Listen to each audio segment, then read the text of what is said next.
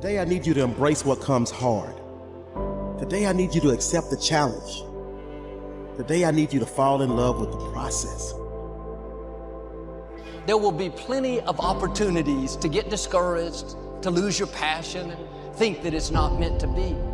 But if you're going to reach your destiny, you have to have a made-up mind. If you give up after the first time, or the 5th time, or the 30th time, what that really means is you didn't want it bad enough.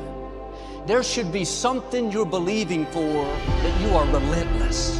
You are not moved by how impossible it looks. You're not discouraged by how long it's taking. You don't give up because people told you no. Your attitude is, if I have to believe my whole life, I am not going to stop believing. I am not going to take no for an answer. I'm not going to settle for mediocrity. I'm going to keep pursuing what's in my heart. And ask ourselves, what do I really want? What do I really want? And write it down. Writing causes thinking. Thinking creates an image. And you get these images going, you're building a vision in your mind. It's the visionaries that changed the world. Think of that. But what keeps that competitive edge, what keeps you on top, is the ability to think and prepare mentally over and over and over again. The body has limitations, the mind does not. We focus so much on what goes on from the neck down that we forget it all starts from here. Everything starts from here. If you're not mentally ready, you're never really physically prepared. And that's where the preparation starts. What would your life be like as you look toward the future if you decided, I'm not going to allow my fears to stop me? And I'm saying to you, whatever you got to do it, because if you don't, life is going to whoop you until you surrender. So when you're young and you make mistakes, don't let them eat you up. Because everybody that done made it, done made it. You got to fail in order to win. Hey, look, man, to understand how to hit the game-winning shot, you got to miss the game-winning shot. You know, you got to be tough, because the road to success is always under construction. It's never a clear path to success. The people who become successful are the people who have a relentless attitude. And you just got to hang in there through the bad breaks, because the bad breaks is coming, but they usually come right before the big break is about to happen. You get a series of bad breaks and it stumbles up a lot of people. My life and my success is to say to anyone, you can stumble, you can fall, you can get back up again.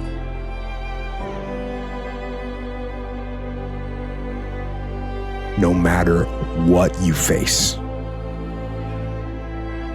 no matter how bad it is going to be, when there is a challenge, and by a challenge I mean anything in life, any challenge, anything that you're facing, the only way to overcome the challenges that you face is to start walking. Take that step every day, no matter what you are facing. Get up and start walking. I have the ability to see the end before the beginning even begins. And what that means is I know that to get to the very end, I can see it right now. So before I went to Buds and I was losing all this weight, I saw myself walking across the stage at 191 pounds. That's what I had to get to get into the door. I saw myself 6 months, a year later, whatever it's gonna take me to do it, I saw myself walking across that stage, getting that certificate of graduation from Buds. And I was able to be there at 300 pounds. And that feeling, that I was nowhere near that feeling, I was able to put myself there 1,000,000 times every day. And that feeling of like, my God, that is gonna feel amazing. That's what made me suffer. That's what allowed the pain to be real and say, this is worth it.